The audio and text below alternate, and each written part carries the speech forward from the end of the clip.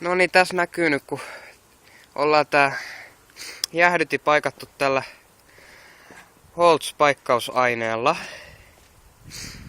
Ja ollaan nyt sitten samalla vaihdettu kyseisen mopon tiivisteet. Elikkä tänne näin. Ja mopoa ollaan nyt viritetty kulkemaan noin 73 kilometriä. Vaihtamalla vähän suutinta YMS. Kuten ensimmäisessä jaksossa näkyi, niin äänetkin oli pikkuisen erilaiset kuin viimeksi. Että nyt aletaan laittamaan mopoa ulkonäköä sitten vähän lisää maalia, pintaa ja ulkonäkökomistusta, kromausta vähän ja näin.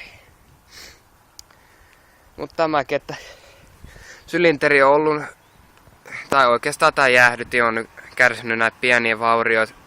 Nyt se ylikuumenemisen takia tää paikkaminen ei ollut nyt kauhean iso juttu tämänkaan.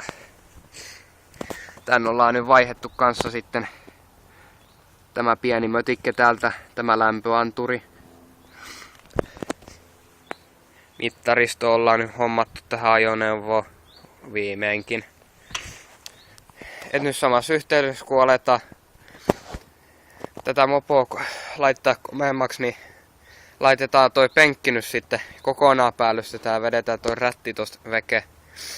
Aletaan laittaa vilkkuikin. Laitetaan todennäköisesti supersmotot alle. Vanteet tietty täytyy vaihtaa tähän.